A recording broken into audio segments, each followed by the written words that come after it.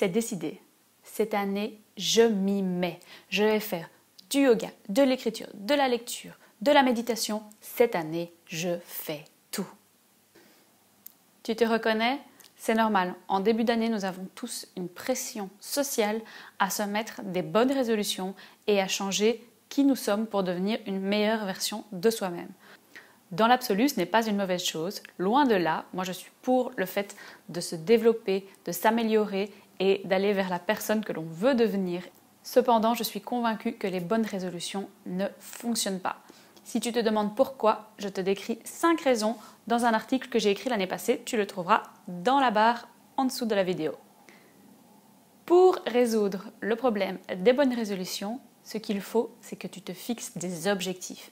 Et que ce soit le 1er janvier, le 15 janvier, le 30 mars, quelle que soit la date à laquelle tu regardes cette vidéo, quelle que soit la date à laquelle tu as envie de mettre quelque chose en place, c'est le bon moment. Le 1er janvier n'est qu'une date arbitraire qui amène une certaine motivation, certes, mais pour que ça tienne sur le long terme, il te faut un bon objectif. Et c'est vraiment le sujet de la vidéo d'aujourd'hui. Je vais t'expliquer comment écrire un bon objectif. Si ce sujet t'intéresse et que tu veux être au courant de toutes les prochaines vidéos que je posterai, n'hésite pas à t'abonner dès maintenant. Je poste une nouvelle vidéo chaque dimanche. Rentrons dans le vif du sujet. Un bon objectif. Qu'est-ce qu'un bon objectif? Il existe plusieurs méthodes pour se fixer des objectifs, pour se fixer des buts et pour avancer vers la vie qui te ressemble. Pour ma part, moi, je me fixe toujours des objectifs SMART. Donc, si tu as fait des études business ou si tu es dans le développement personnel, tu auras très certainement déjà entendu parler de cet acronyme, donc l'acronyme SMART. Je vais t'aider à le comprendre via un exemple personnel. Ça sera beaucoup plus pratique et beaucoup plus concret pour toi de comprendre qu'est-ce qu'un objectif SMART. Et en bonus, je te présente les 3 lettres que j'ajoute qui sont P, P et C. Si tu n'as jamais entendu parler de l'acronyme SMART, il s'agit en fait d'un acronyme qui représente 5 mots. S pour spécifique, M pour mesurable, A pour atteignable et moi j'y ajoute ambitieux, R pour réaliste et T pour temporellement défini. Donc ça c'est vraiment en fait les critères sous lesquels tu vas regarder ton objectif, le raffiner pour arriver à un objectif qualifié de SMART. Mais concrètement, comment est-ce qu'on fait ça? C'est assez simple. Je vais te montrer avec un exemple d'un de mes objectifs que j'ai travaillé aujourd'hui. Donc, l'un de mes objectifs est de faire plus de yoga. Alors, faire plus de yoga, ça veut tout dire et rien dire. Faire plus de yoga, déjà, est-ce que je sais combien d'heures de yoga j'ai fait l'année passée? Et faire plus, qu'est-ce que c'est? Est-ce qu'une minute en plus, ça veut dire que j'ai réussi mon objectif? On ne sait pas exactement ce que ça veut dire. Et si on ne sait pas exactement ce que ça veut dire, on ne sait pas l'atteindre. Parce qu'à quel moment pourra-t-on dire on l'a atteint ou pas?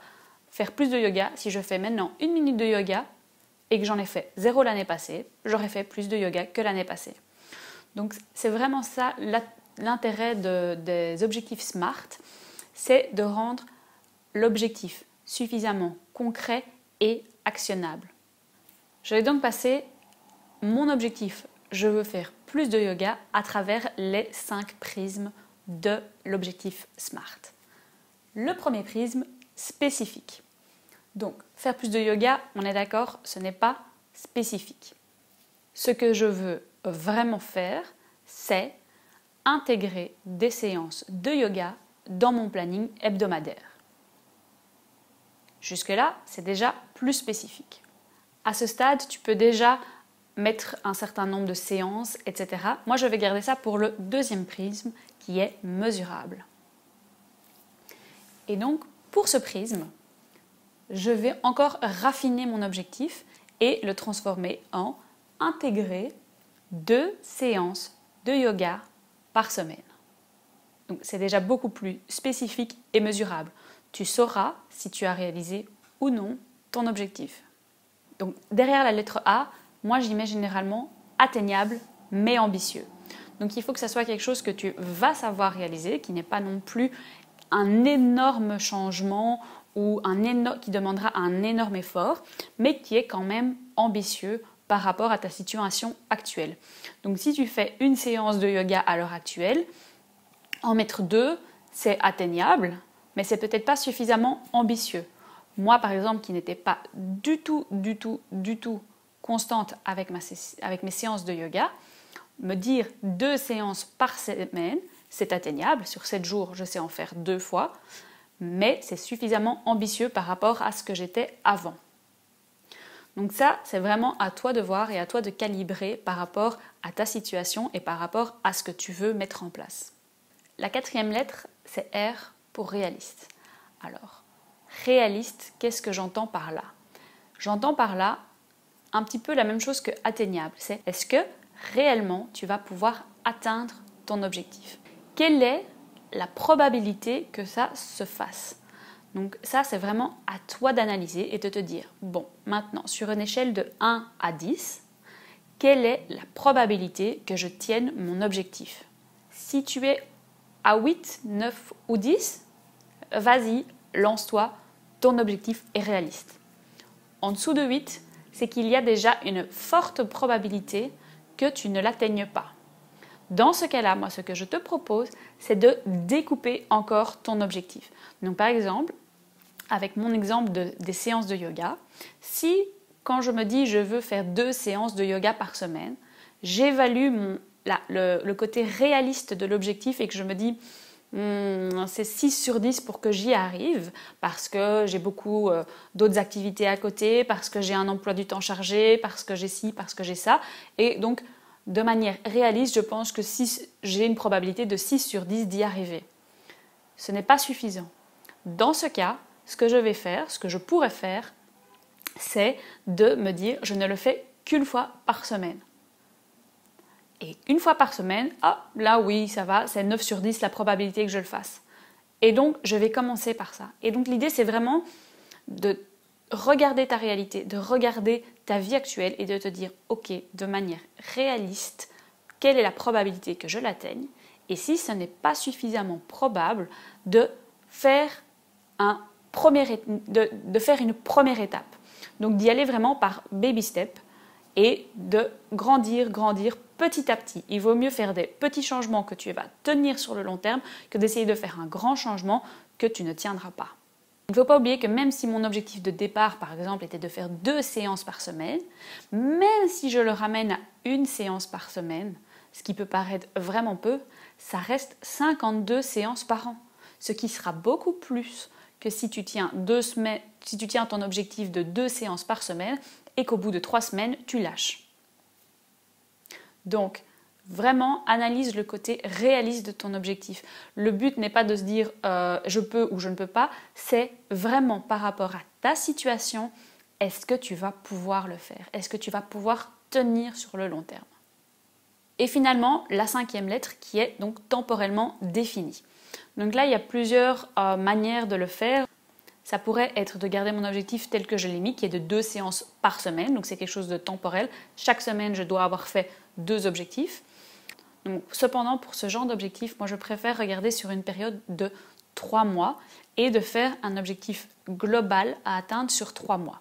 Donc par exemple, dans ce cas-là, si mon objectif initial c'était 2 fois par semaine, sur 3 mois, donc j'ai déjà fait le calcul, il y a 13 semaines en janvier, février et mars. Et donc je vais dire que je veux faire 26 séances sur les 3 mois. Pourquoi?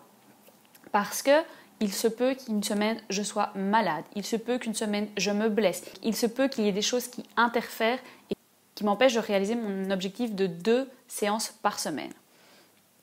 En faisant un objectif pour 3 mois, je vais pouvoir balancer. Si une semaine, pour une raison ou pour une autre, je n'ai pas pu faire mes 2 séances, ce n'est pas grave, je peux les rattraper la semaine d'après et la semaine suivante.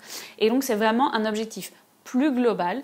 Et donc, ce que je vais me fixer, c'est de faire 26 séances sur 3 mois. Ça me laisse une plus grande latitude dans la réalisation de mon objectif et ça augmente mes chances d'y arriver. J'ai pris mon objectif qui est dans ma vision globale pour 2019, qui était de « je veux faire plus de yoga ». Et en le passant à travers le prisme SMART, je suis arrivée à pour fin mars, je veux avoir effectué 26 séances de yoga. Beaucoup plus précis, mesurable, temporel, atteignable et réaliste, tout en étant bien sûr ambitieux. Petite note, ici, personnellement, je n'ai pas mis une durée de séance, mais c'est quelque chose que tu pourrais très bien mettre en disant je veux faire autant de séances de yoga de minimum 15 minutes. C'est encore plus précis, c'est juste que pour moi, ce n'est pas un facteur qui à ce stade-ci a de l'importance. Que je fasse une séance de 10 minutes ou j'en fasse d'1 heure, pour moi, l'important c'est que je bouge et que je me mette dans l'habitude de faire ce yoga régulièrement.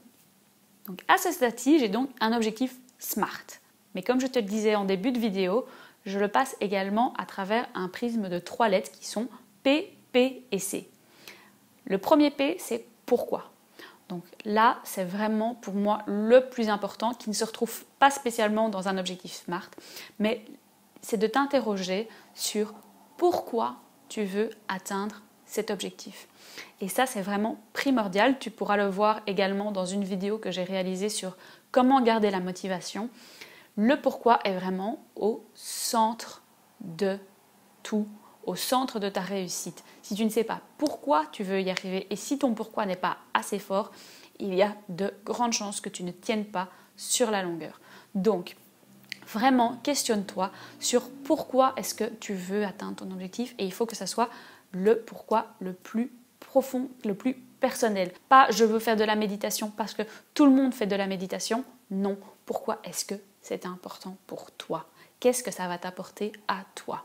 Et il faut vraiment que cette raison soit précise et forte parce que c'est elle qui va te maintenir tout au long de ton processus pour atteindre l'objectif. Le deuxième P, c'est positif. Donc quand tu formules un objectif, formule-le toujours de manière positive. Le cerveau, ne comprend pas la négation. Donc il ne comprend pas, il élimine et il ne va garder que ce qu'il y a autour.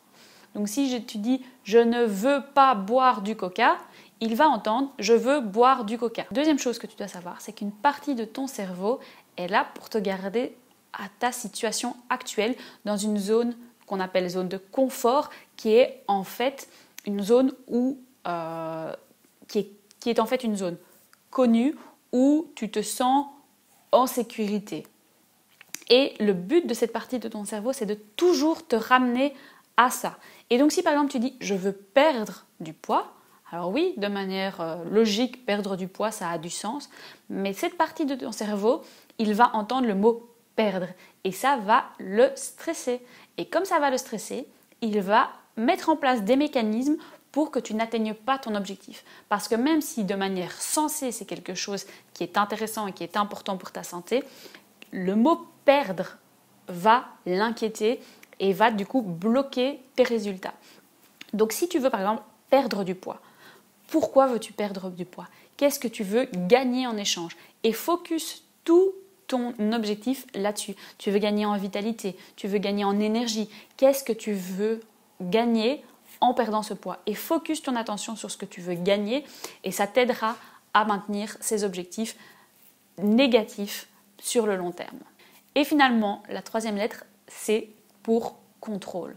Il faut que ton objectif, à la fin de tous les prismes, soit entièrement sous ton contrôle. S'il n'est pas entièrement sous ton contrôle, ce n'est pas un bon objectif. Si ton objectif dépend de quelqu'un d'autre ou d'une situation externe, il faut que tu le modifies pour qu'il soit sous ton contrôle. Il faut vraiment que tu te dises que tu es parti de ta vision globale et que là, tu vas vers un objectif d'action. Et il faut pouvoir, du coup, agir et que ce soit toi qui agisses. Si tu n'as pas entièrement le contrôle sur l'objectif d'action que tu te portes, que tu te poses, tu mets toutes tes chances de ton côté de ne pas y arriver.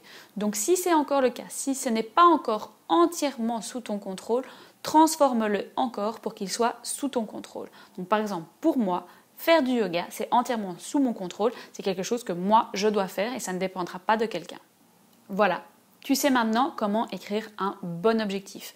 Donc vraiment, l'idée, c'est de partir de ta vision. Donc si tu n'as pas encore travaillé ta vision sur 2019, je mettrai dans le i toute la playlist que j'ai réalisée là-dessus, donc avec des vidéos sur comment rédiger ta vision, comment la concrétiser, et comment également créer ton vision board. Il faut vraiment que tu pars de ça, donc de la grande vision, de la grande direction que tu veux donner à ton année 2019 et que tu partes de ça pour créer tes objectifs d'action.